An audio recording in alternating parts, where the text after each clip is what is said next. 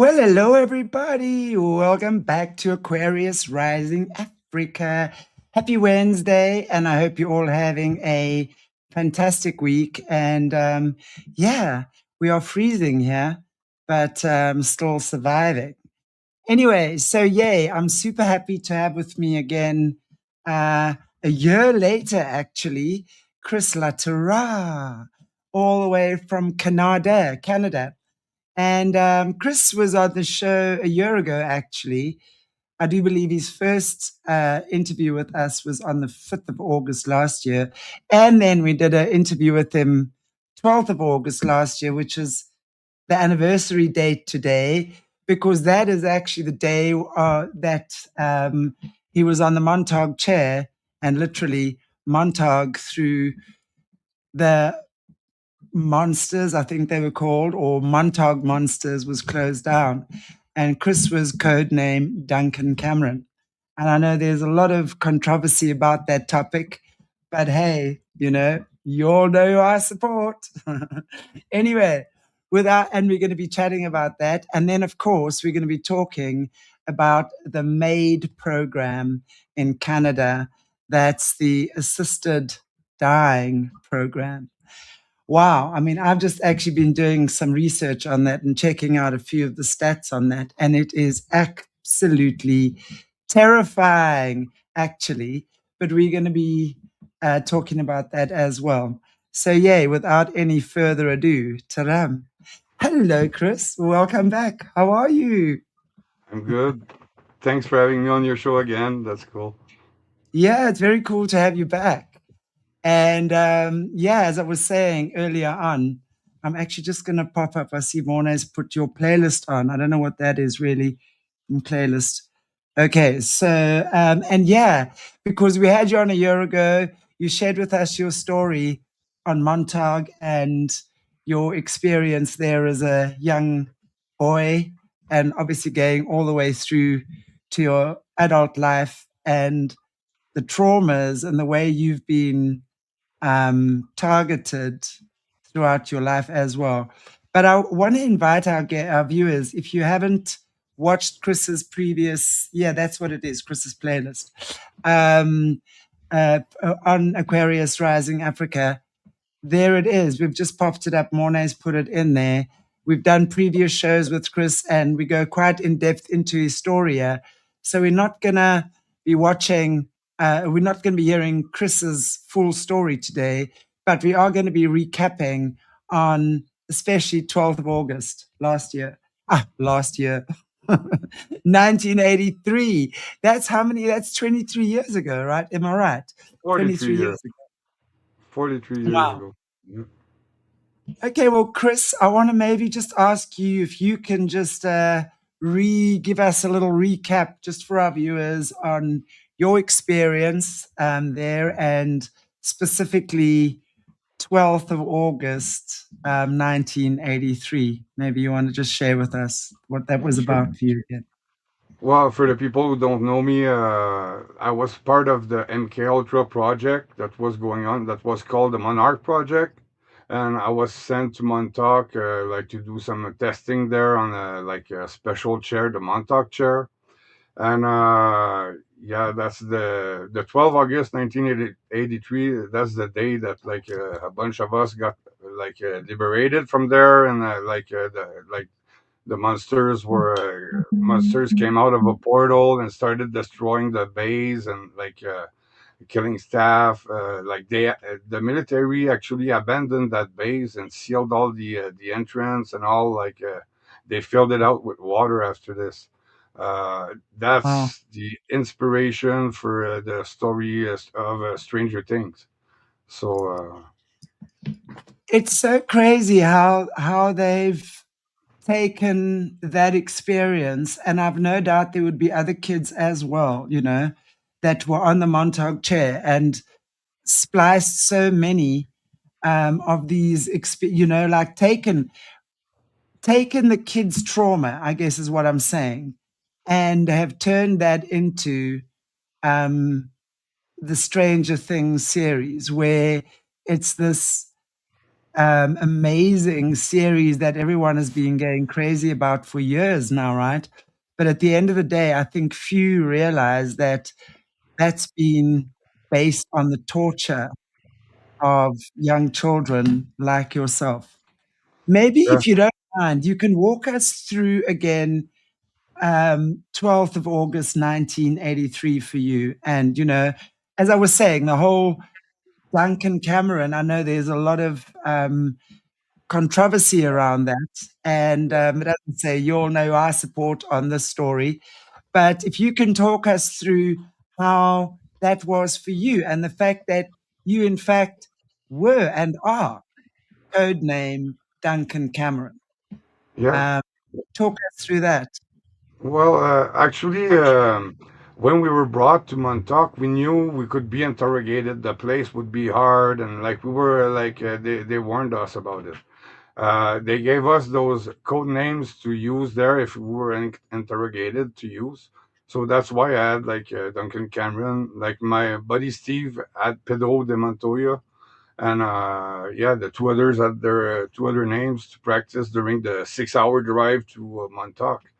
Yeah, that's and like the people that released my story like decided to make somebody pass for me, and like his real name was Duncan Cameron, but like at the beginning Duncan Cameron was my alias. Like that Duncan Cameron, I would be I'm pretty doubtful that even went there to Montauk. Okay, like it's Right. just like I think they use it to make money, and like yeah, that's I think, with with these types of stories, and that's the one thing I've realized in the time that I've been hosting these types of shows, is that these deceptions of theirs are so multi-layered, right?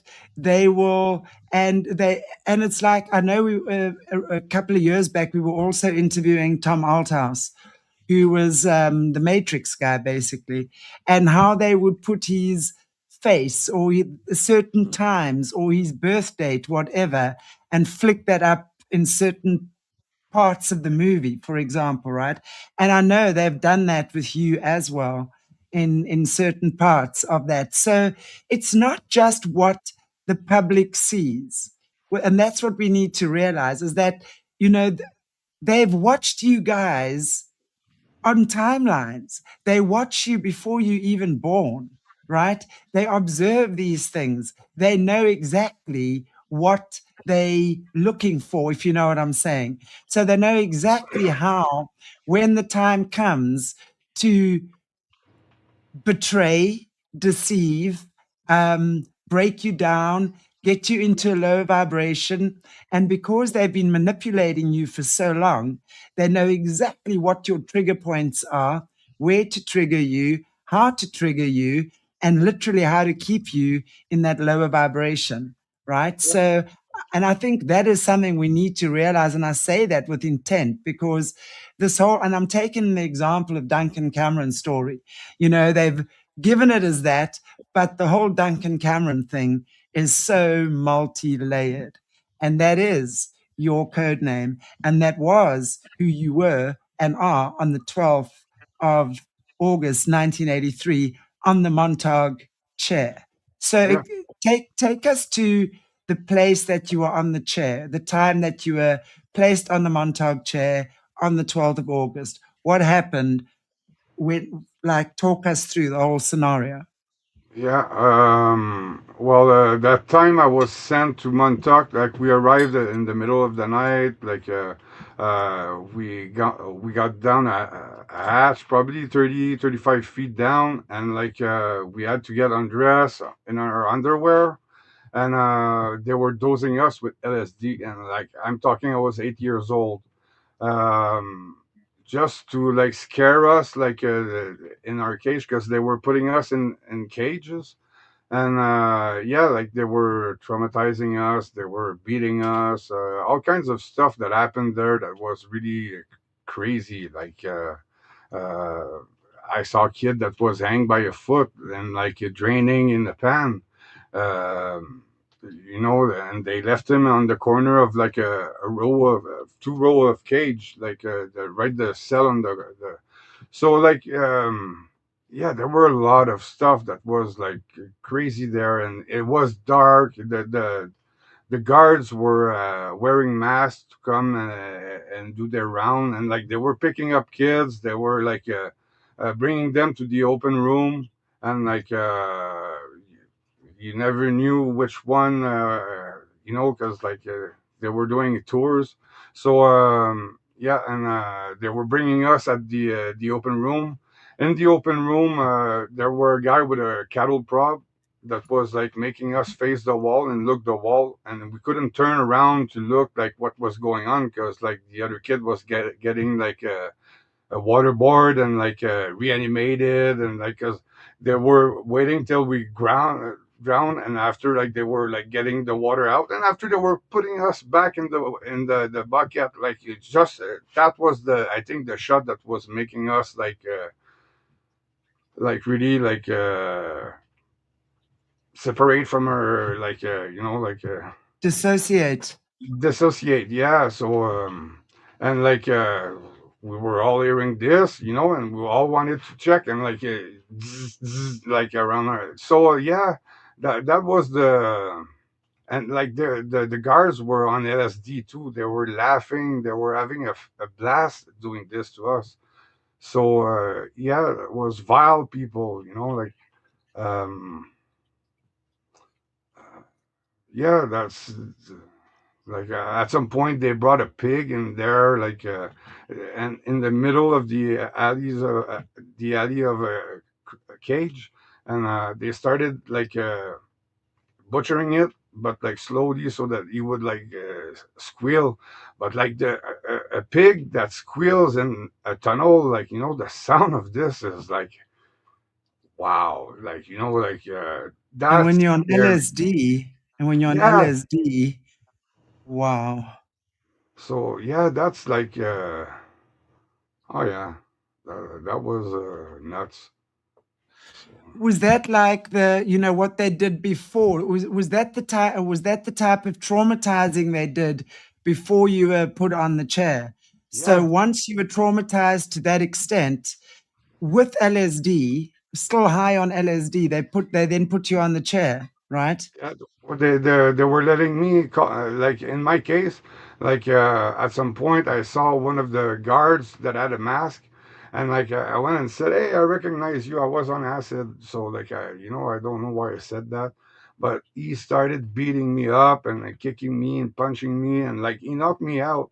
And like at some point I woke up. Jack was there, and like he told me that like he was bringing me on the chair. I was gonna do my thing, and after like I was going back home, and like nobody would hurt me, and like Jack so was your handler. Jack was your yeah, handler, like right? yeah, one of my handler, he was coming often at my place, and yeah, and at Stewart's place too, because like Stewart lived next to my house, so Talking about Stuart Swerdlow, yeah. right? Okay, so now you're on the chair. What happens when you're on the chair on that particular day? I was gone like I was going to open my gateway, and like Jack was there next to me, like Preston also was there. Like Preston was hooking up all the stuff on me, like a hat with some little sensors, like sensors on me, a catheter for me to pee, like while I was going on the chair, so that like yeah, because I was going there a few hours at a time, and he installed a portal at some point in front of me. But before the portal, like Jack was talking about like the vapors that I was breathing in the mask. It was coming from like a flower they just discovered in the Everglades and in the 80s, and it was a floating flower, Epiphat ghost orchid. That's the name of the flower, like the vapors we were breathing in that mask, and it was showing me a lotus flower, also saying that it was like used since ancient time and like rituals. So yeah, like just getting me down, calming me down, and like Preston installed a portal in front of me, like that was on a kind of medical lamp, adjustable like rack. So like adjusted in front of me on the chair, and soon as like he removed the tarp, like that was like a purple watery look, but it had the effect of pulling you out of body almost instantly. As soon as you were looking at it, like the effect it gave, like so you were leaving, it was making it easy to leave for astral projection, and like so Right. yeah, that was like one of the thing there. So anyway, that time Jack was supposed to be there and next to me to guide me back, because the risk while we were going through that portal and all was to like lose ourselves and not come back. And after like we were dead on the chair. So, but when I woke up, Jack wasn't there. Like they left me for to myself on that chair. I was still all hooked up and all, and yeah, like the feeling of like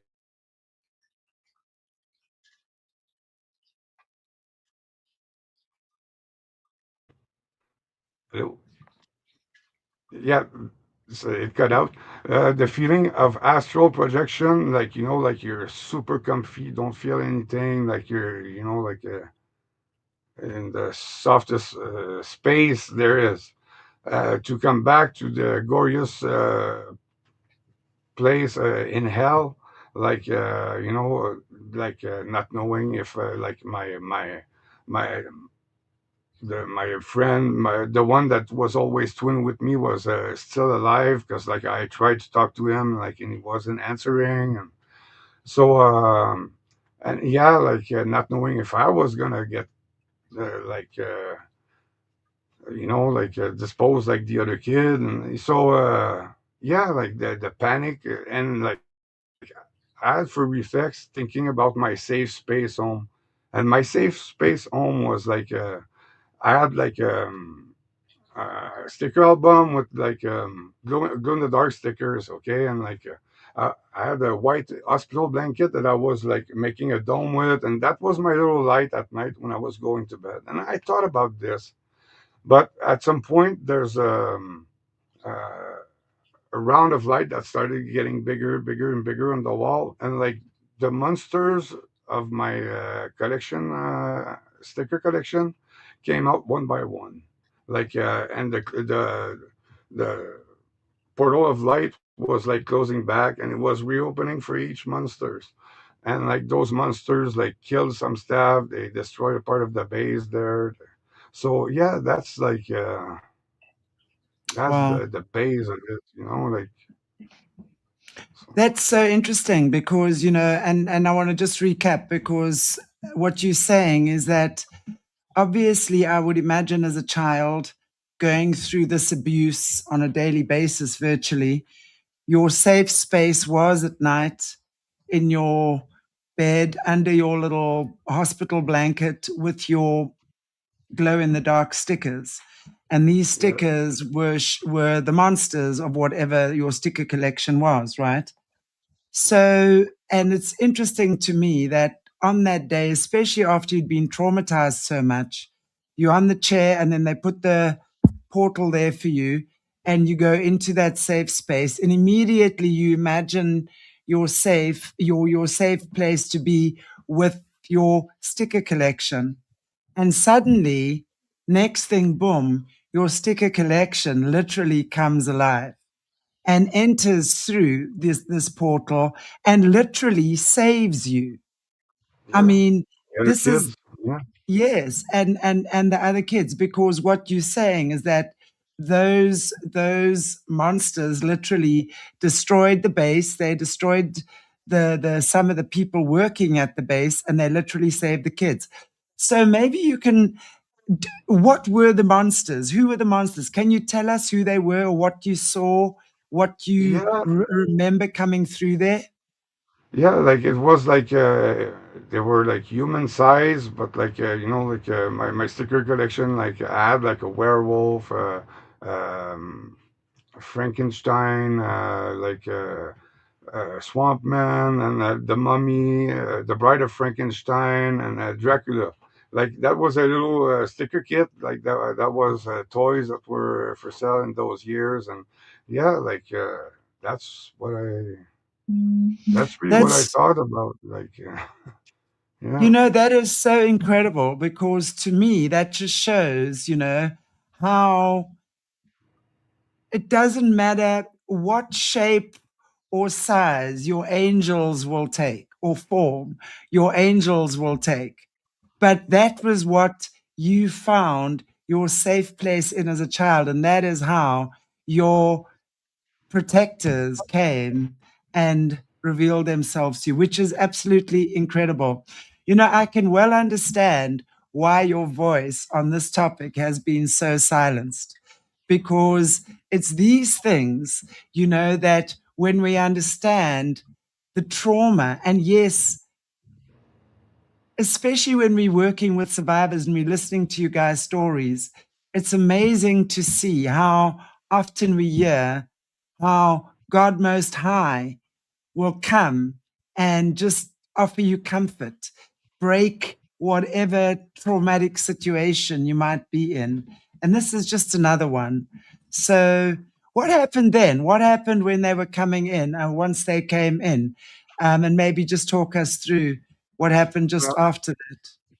at some point, Preston came back in the where the chair was, and there were a monster still next to me, and but that monster made some space for him to unhook me, um, remove the catheter and everything, and he just put me on his shoulder there, and he got me out, and there were two military trucks in front. They started loading us in those trucks. We were still in underwear, all the kids. So they gave us uh, blankets, gray blankets, and somebody went to get some jogging military jogging suits. Um, they they gave us those military jogging suit. At the same time, a school bus with blacked out window arrived. Like he was driving in the on the pavement, and he passed in front of those two trucks that were parked the front that way, and he came back on that side, and we were transferring kids from the back of the truck with the two rows, right in the bus. And after he pulled a bit forward, and he did this for the other truck too. So and at the same time, my cop handler was arriving with his undercover unmarked cop car. So yeah, Preston got me back out of the bus, and brought me to my handler, and I told him get him out of here because they'll use him as a guinea pig. So we followed the I was the only one in the car with my cop handler, and all the rest of the kids were in the school bus with the blacked out windows. We followed them for a bit, but after we took our own way to go to the Memory Hotel, because he had to clean me up a bit before bringing me back to my mom, and yeah, put that jogging suit. And yeah, he brought me back to my mom. My mom was just freaked out because seeing me all bruised up like that. What happened to my kid? And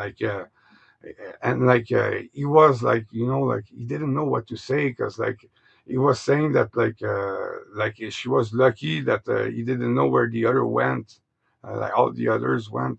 So and they told me not to go out for till Jack was coming, and so I had to see Jack. Jack came at some point, and uh, started asking me about what were the monsters I know. So I brought him in my room and I showed him my album sticker, and he was sitting in my bed with me.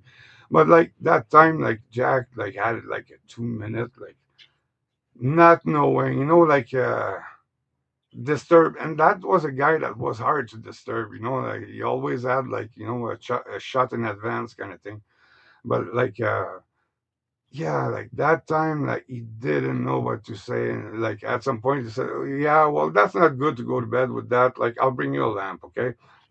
So like, yeah, like, Wow. Wow. Wow. Wow. yeah, I don't know. I love hearing that. I love hearing those stories because obviously, as you say, he was completely confused. oh And yeah, as you say, Preston Nichols said, they would have used you as a guinea pig, so get him out of there. yeah.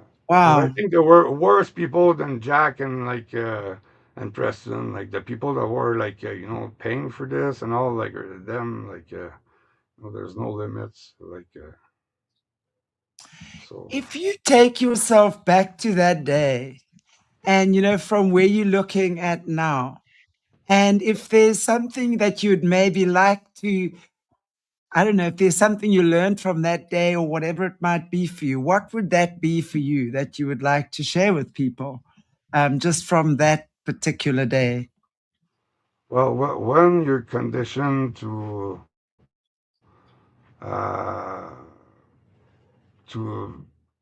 create, like to like limitless, like like when you're conditioned properly, you can create whatever you want, and that's what happened Right. there, and that's what they don't want you. Exactly.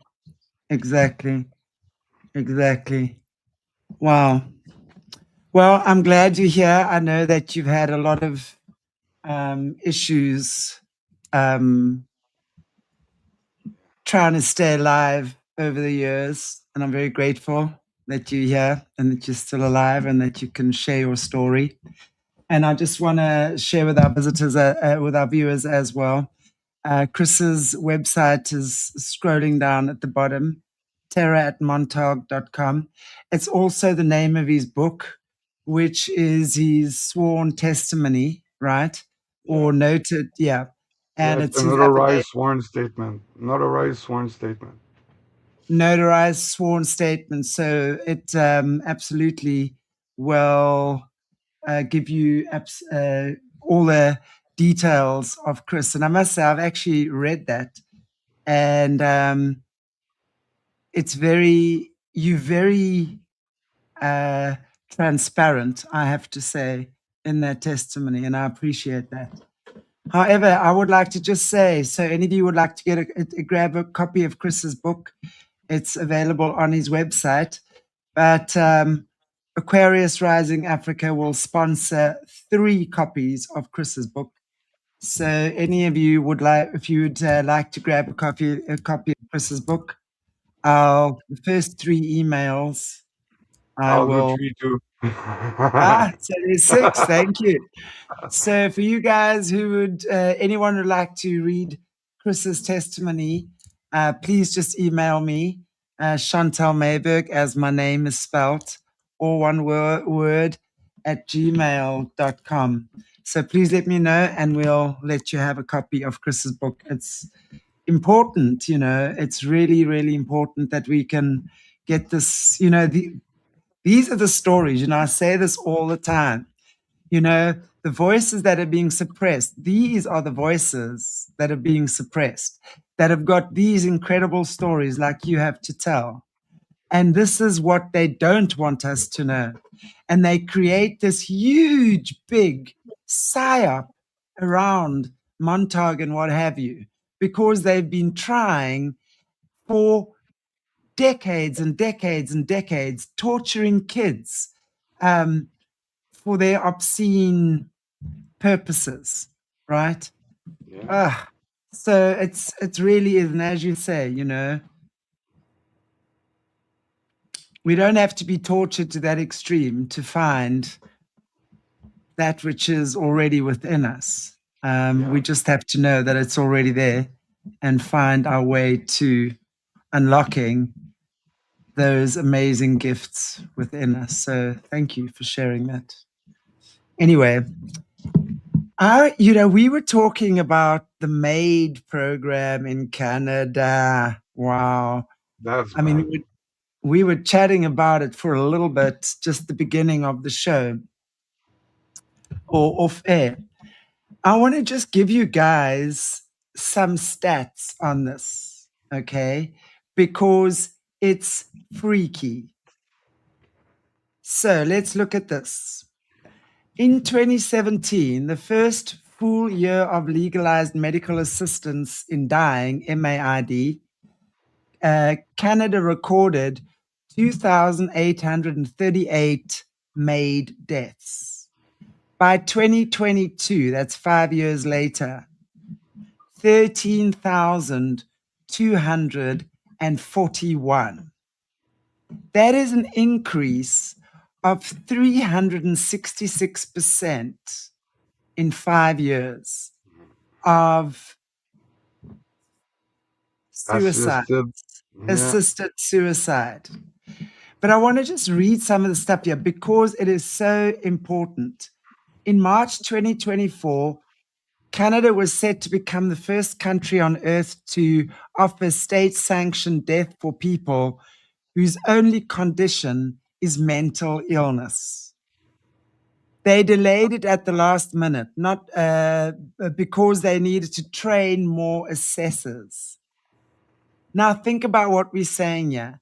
That's not to try and find ways to get people out of depression and severe psychosis or whatever. And anyone who's watching my shows, the Jerry Marzinski, as well, knows about schizophrenia, that it is very treatable, right? When you understand what you're dealing with.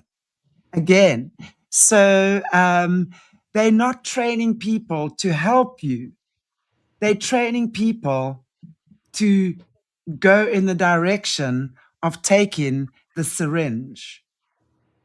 It's training bureaucrats to process state sanctioned death for depression. You being suicided because you're depressed. Yeah. Chris, what is your take on that? I mean, that is freaks me the F out. Yeah, cause like now it's like and they're also trying to put this is like voluntary, okay, but like they're trying to push the involuntary and choose the ones that are will have to go to get made. So like that's wild. Like that's a new step they're trying to pass now. So and for people with chronic disease and stuff like that to eliminate those expenses to the the country, but that's there's a big merge like from the 1-800 helpline for people that are feeling down and have to have support and chat with, to the okay, well, you got a free parking at that place, just present yourself there. And there's a big difference, like I think I I was lost in space or something, because I didn't see the gradual thing. It's like from uh, white to Suddenly, black, total I, contrast. Yeah. I want to go through because I like to do pattern recognition. I mean, for those of you watching my shows on South Africa at the moment, I like to see the pattern, the template that every government is using. And that's what I like to show. And it's the same thing, yeah. There's a pattern that they've been using. So I want to go through this. 2015, the Supreme Court in Canada, the Supreme Court rules in Carter versus Canada that assisted dying is a charter right. The language is careful, grievous, and irremediable terminal suffering end of life. So basically, that's a compassionate death, right? So we're saying, okay, people that really have no way of recovering, that would now be a compassionate outlet, which one can say, okay, phew, some people appreciate that, right? So come 2016, Bill C-14, MAID becomes law, only for adults, only for terminal illness, only with a 10-day reflection period. Safeguards, we are told, strict criteria, this will never expand.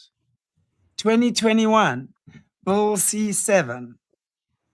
Now you do not need to be terminal. You just need a grievous and irremediable condition, chronic condition, a disability, and eventually mental illness. The 10-day reflection period, that's gone now.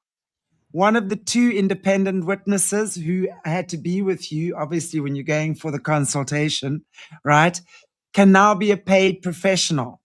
So they can now be one of those that say, okay, you need to actually go, right? The safeguards are not loosened, they are now screwed. They are pretty much unscrewed. 2023, the government delays the mental illness expansion because, and I quote, they need to train more assessors.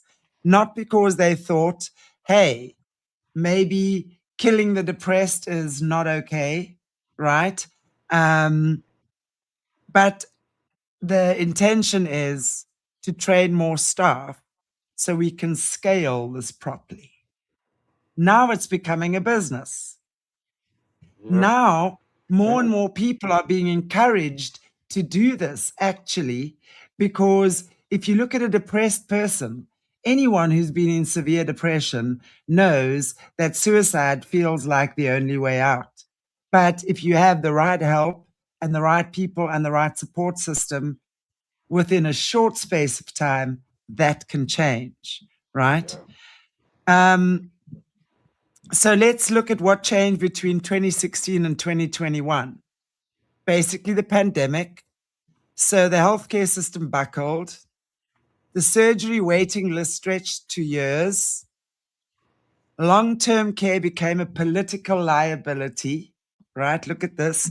And suddenly, the same government that could not find a hospital bed for you, right, could now find a MAID assessor within 48 hours. yeah. And I Wow. think it's like if you back up a bit, like COVID, they were like giving like a huge like benefit, like each case they were like that was dying. They had, I think, 10,000 extra or something like that. But I think like it's the same thing for the people they off, the people that like are paid with like like bonuses like that. So like they want to put a lot of people off. It's a new market here. And like you gotta see this like that. It's sponsored. Like there's money at the end of this. Okay, and how are those people that are being like formed, like being paid? Is it like COVID, $10,000 each per people that are dying from this? Like, because it's like linked to COVID, or it's linked to MAID, or it's. So like, is it working like that? That's the scary part.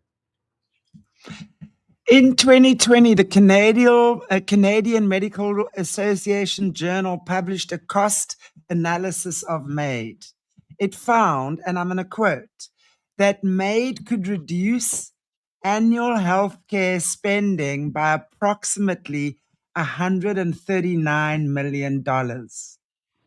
The saving came from reduced hospital stays, reduced palliative care, reduced long term care, and reduced pharmaceutical costs for people who are, let's be honest, expensive to keep alive. Yeah, So they're saving $140 million a year on yeah. MAID. That's a bit Wow. That's a bit Wow. what Wow. happened in COVID, like when they were like isolating those old people and old folks buildings, like place for their old days, and like no family was able to come there, and like they were like injecting them, and like they were all dying, like all the major COVID cases were where they were blocking entrance to the families, and like taking them off, like, cause like, and like that's how like the government sees us now. It's not like to help us with a 1-800 line. It's help us with a free parking to go get made. So And the scary part is as well, if we look at this, there's a whole big thing on organ harvesting, right? yeah, And we know, and especially those of you who've been watching my shows with Jesse, and research will show you that for your organs to be harvested, you need to be alive and unanesthetized, because the blood needs to be flowing through the organs and for the organs not to collapse. So you cannot be anesthetized either. I read up on this, right? They give you an injection that paralyzes you, but it doesn't anesthetize that. Now that's freaking scary, that they are euthanizing people, and God knows how many of these organs are being harvested through this process, because that in itself is $1 billion industry, right? yeah. And that a lot of this, and people are actually donating their organs to MAID, actually, without realizing, I don't think, What what the they're getting process is. into, like, yeah, like imagine your sick conscience while this is going on, and like they don't, you won't be complaining after it. Like who knows? So like because like at that point, like yeah, will they want to save on like an injection to have more money? Like because like that's where it goes. Like what's the limit? What's the money they want? Like because from COVID deaths to like the MAID program, like there's like benefits for each death. Like that's not normal. Like like when there's a price like on each life you take, like like it's you got to realize this. It's bad. Like, and the fact that they're putting this for kids, like teenagers now, like, oh yeah, yeah, like she left you all, you're so sad and all that, because that's where it's going. Like if and like you don't even need the parental consents anymore. Like for some cases, so for kids. So imagine you think your kid has gone to school, but he's gone there, and like you were waiting for him at the end of the day and he's not coming back, and like you find out by who knows, oh, he was here at MAID, like so This is And this is the next, and this is how far it's gone now, yeah, right? Because when we're looking at this, and I want to show you the progression as well, and that's kind of like what I've been looking at here. It started off compassionate, right? And then with mental and severe chronic illness, and of course, depression. Then listen to this when we're looking at what age. In 2023, a parliamentary committee recommended that mature minors be made eligible. The recommendation included safeguards, limiting it to a case where natural death is reasonably foreseeable, and requiring parental consultation for 16 to 17-year-olds. So basically, anything from 16 and above, you pretty much need to tell your parents you're going to MAID. You don't need to ask their permission. You tell them you're going to having yourself euthanized. And parental consent for 12 to 15-year-olds. What am I freaking seeing here? So, a child of 12 years old, my granddaughter can come to me and say to me, I want to go to MAID and have myself euthanized. And I can say, okay, fine. And I can sign her off. yeah, What are we doing? How is that even possible? yeah, like. it's like a parody, like like it's like a comedy, like a dark comedy, or like a, you know, like it's comparable to the Benny Hill show, like like ta ta ta ta ta, like what are we doing? Like like people have no words to say here. They're like during COVID, they blocked they changed everything in the parliament. Uh, Now, like we're not aware of the laws that are passing. Uh, it's all corrupted. Yeah. What is your experience personally as a Canadian? Because you're a Canadian. So, what do you personally experience? And I mean, I know that you are a targeted individual, um, but generally as well. I mean, what do you guys in Canada experience on a day to day basis when it comes to life in general? Because I know, like Australia and like Africa, South Africa, Canada is highly targeted. Yeah, it is. Well, it's propaganda on the news, 24/7. Everything is controlled, a bit everywhere. But yeah, here the laws are changing now. If you sample, you say to somebody a remark or a comment that's not right, or for them, they can come and get you and arrest you and send you a few years in jail for that. So that's insane. For Facebook posts and stuff like that. So yeah, it's really getting like a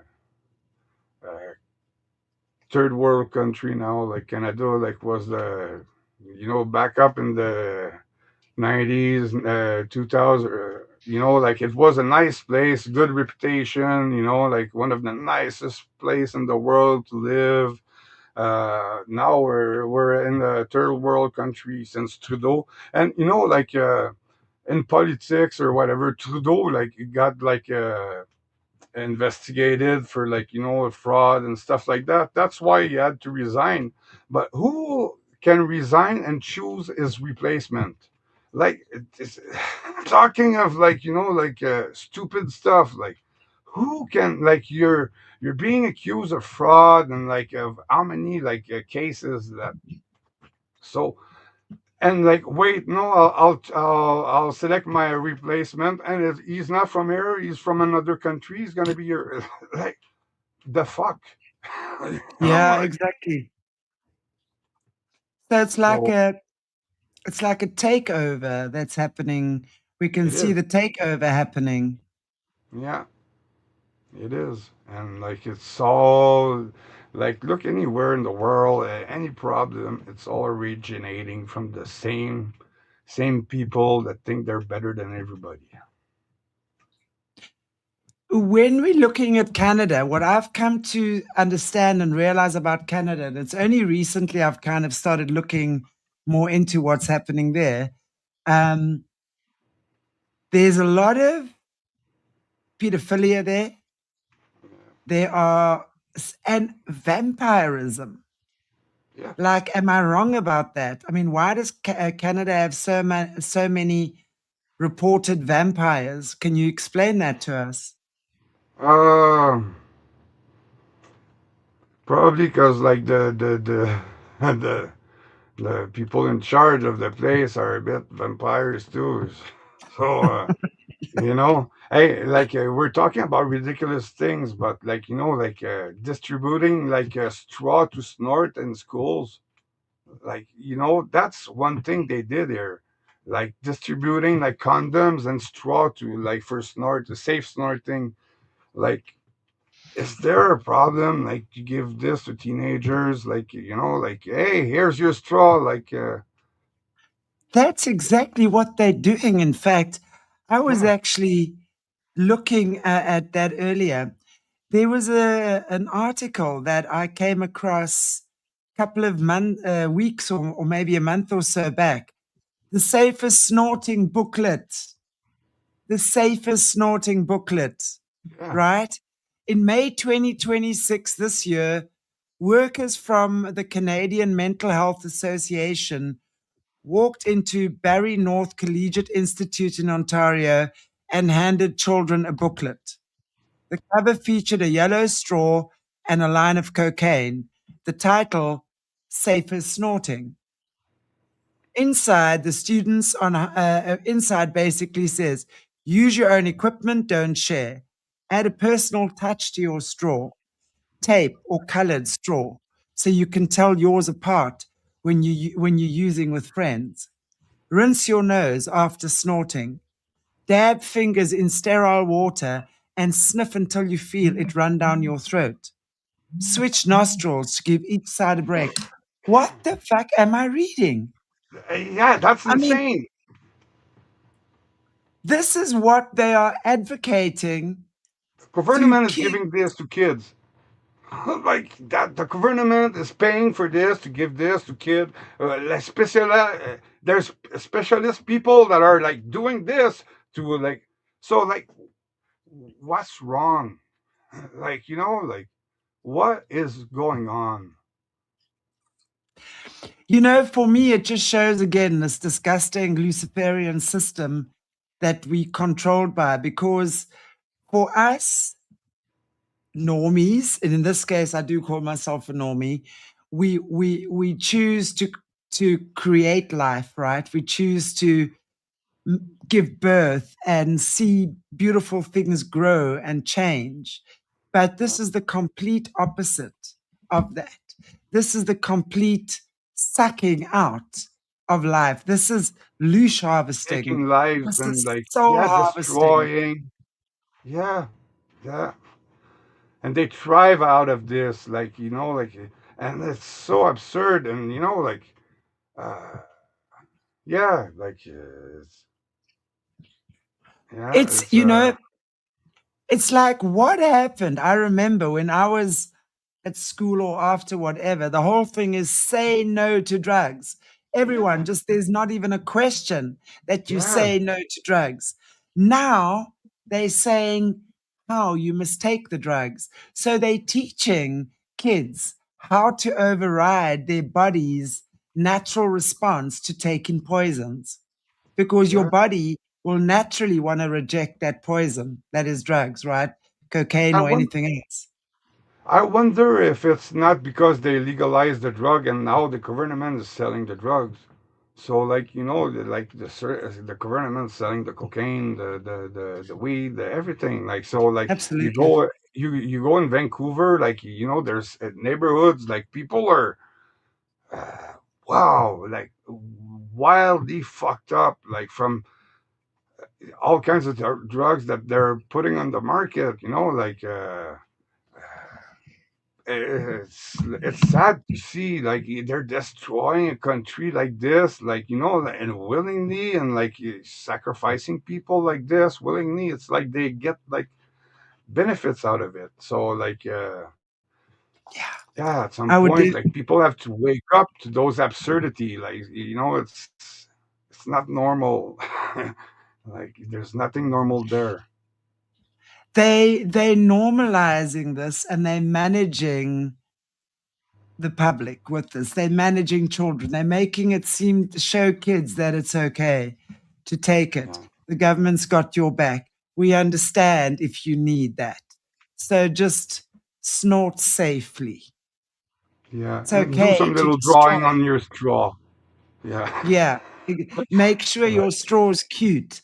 Make sure you Yeah. got a freaking teddy bear or a bumblebee at the tip of your straw just so that you look cute while you're snorting whatever it is. And No, then they were yeah. telling the kids to practice with cocoa. So practice snorting with cocoa.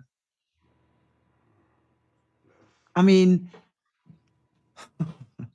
I don't know, guys. Come on, this could not even be real. What am I reading? What am I seeing here? It is This is true. Like it is unbelievable. true, and it's just like the part of the laws that we're aware of that pass.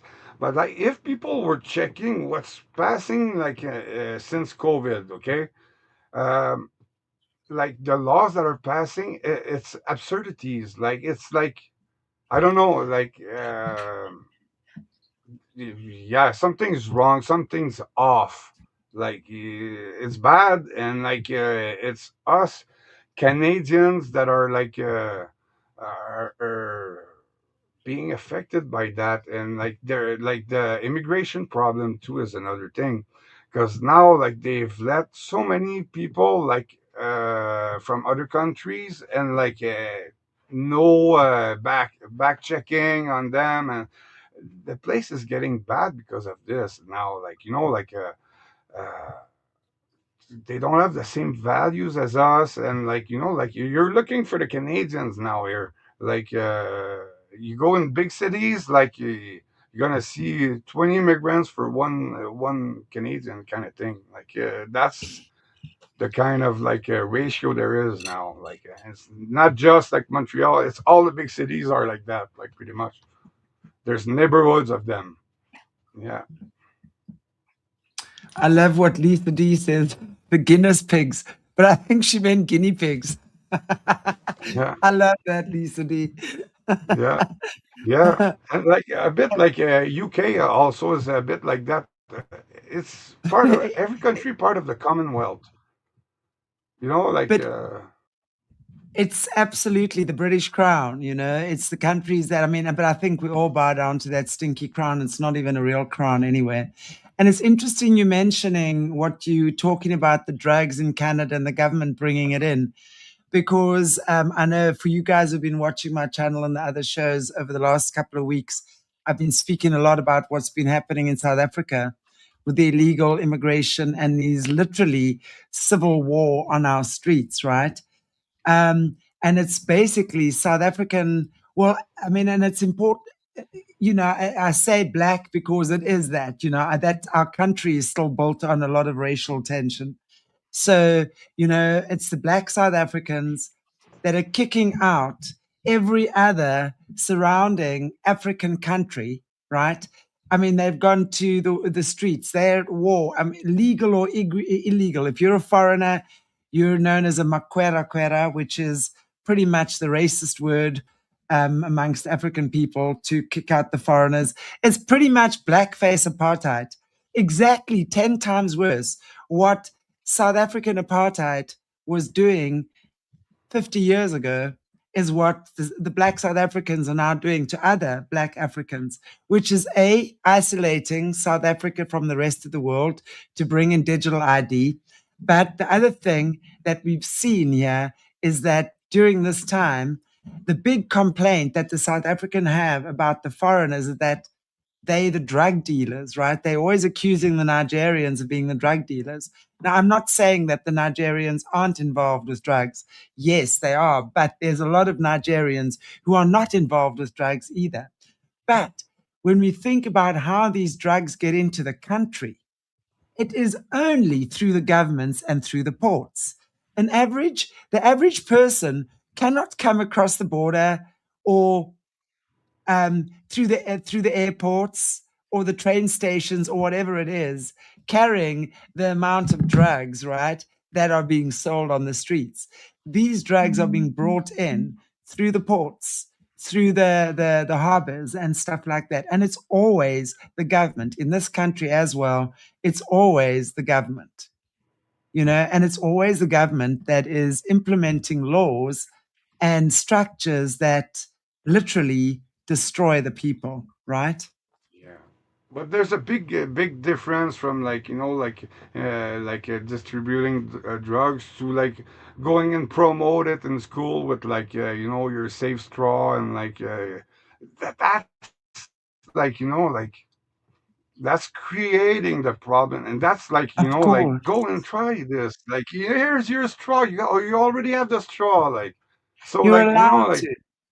You're allowed yeah, to. like Exactly. It's sick. But remember in Switzerland, I don't know if they still have it, and maybe some of the viewers or any of the viewers, they used to have a park where people could go and take drugs and shoot up and do whatever. And they had like medical caravans there on site. So if people had a problem, there was people, there'd be the medical people taking care of them.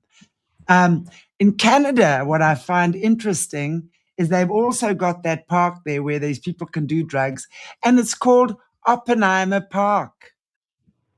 Oppenheimer, of course, is one of the shadow government in South Africa. They control South African mining, the Oppenheimers. I'm interested that they obviously all over the bloody world, right, doing their dodgy things. And and it's interesting to me that Oppenheimer Park is where the drug addicts or whatever it is drug addicts going and getting their fix in Canada, right? Yeah, Very but like interesting. there's not Portal, only like that park, there's neighborhoods, like complete neighborhoods now. Like, like you go downtown, like Vancouver, like Hastings Street, and like people like would look like videos like this, like you think it's New York. No, it's worse. Like, it's that bad. Like people are dead on the street. People are walking like it's like where's humanity going like this? Like. Um, yeah, yes. You have to realize all this, like like you add all this up, and like from the day, like a day you weren't looking into this, like you're back, you're still thinking it's going in the 90s or 2000, and like the next day you look into this, like you get a shock, because like it's like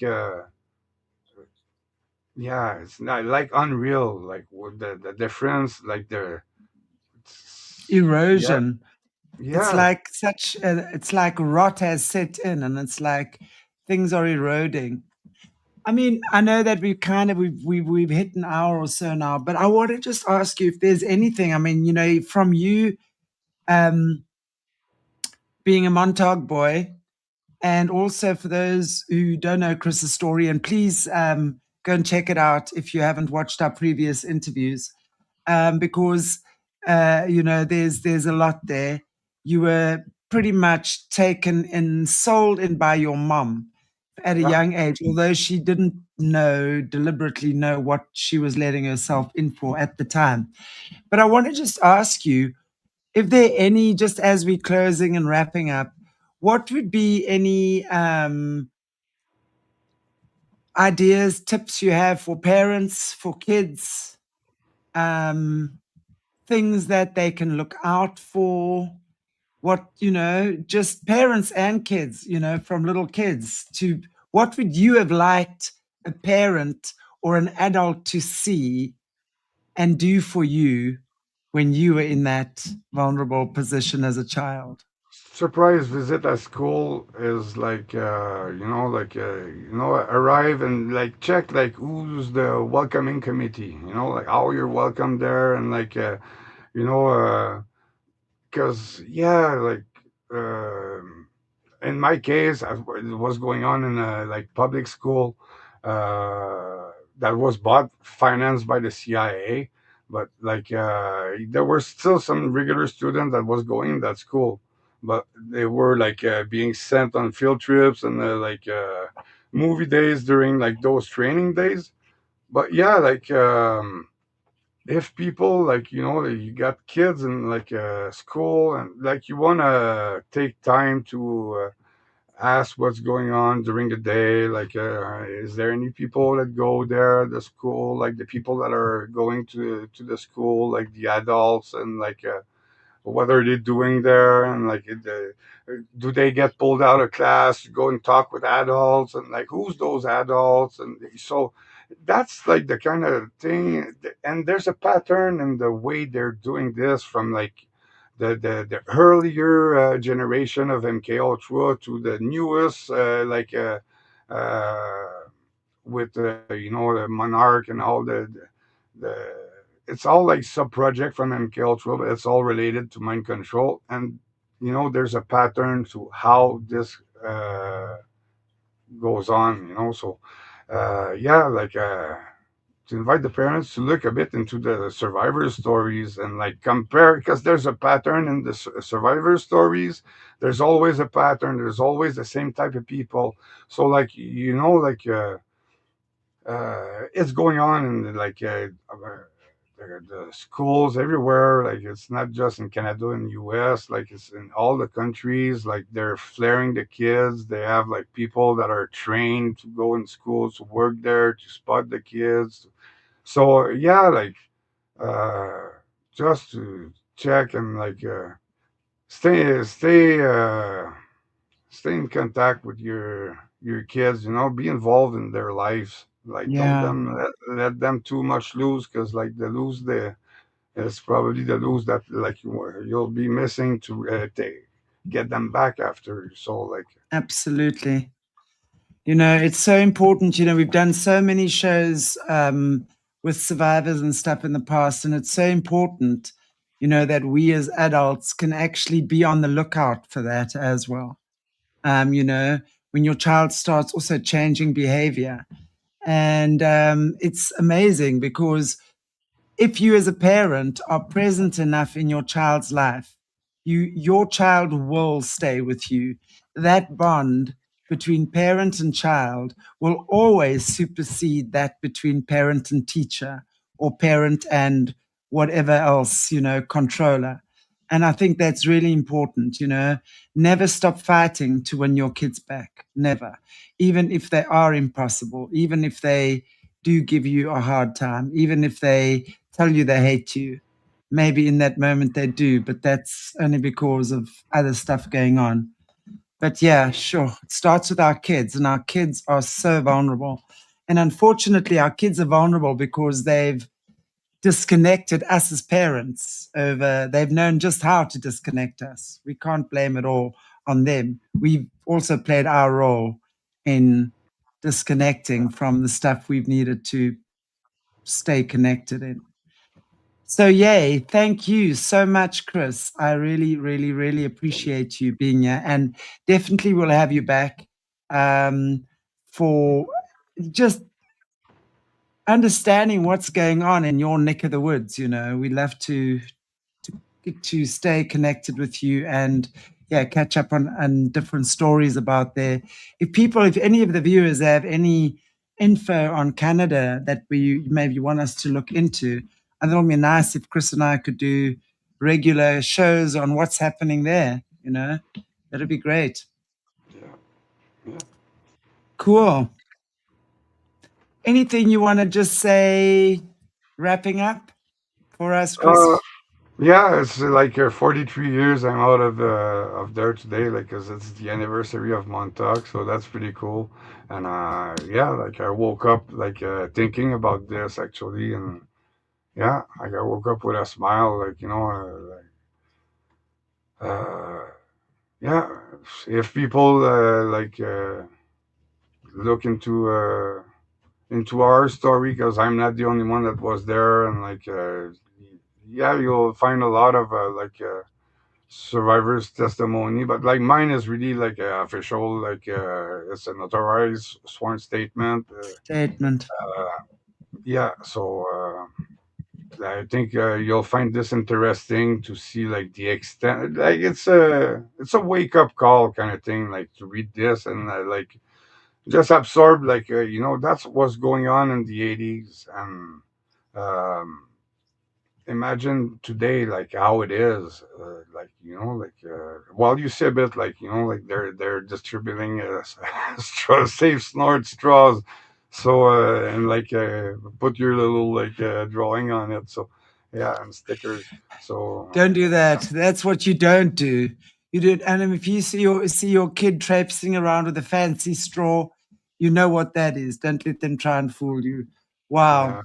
Thank you so much. I appreciate that. And congratulations, 43 years. Wow. Wow, yeah, wow, wow. That is really amazing. And thank you, Chris, for bringing all of this to our attention. Thank you for what you do. Thank you for surviving life and sharing with us, because I've said this before. I know how you guys are targeted, and I know that you are very much used to be, let's say, used to be a targeted individual. And yeah, it's I know for many of the survivors, it's a battle every day, and we appreciate that. Really, really, we do. So, guys, grab, there's Chris's website, Terror at Montauk. We support our survivors by purchasing copies of their books. So please let's support Chris, who's written his copy. It's a notarized sworn statement, so it's his affidavit as well. And for those of you who missed the beginning, Aquarius Rising will be sponsoring 3 of Chris's books, and he is matching that. So 6 books will be going to our viewers. So please email me, Chantelle Mayberg, as my name is spelled, at gmail.com. And I will make sure that you get a copy of Chris's book. Thank you so much, everybody. Thank you, Chris. We always appreciate you. And take care, guys. God bless you all. See you on the flip side. Actually, I'll see you tomorrow. Mwah. Bye, Chris. Bye. If this broke something open, if you recognized yourself in the testimony, if your body responded before your mind understood, the next step isn't more information. It's pattern work. Decode what your nervous system built to survive. Dismantle the story that keeps it running. Reorganize through the body and choose, actually choose, from the person you're becoming, not from the pattern that formed when you were too small to choose. That's Solutions. Link below.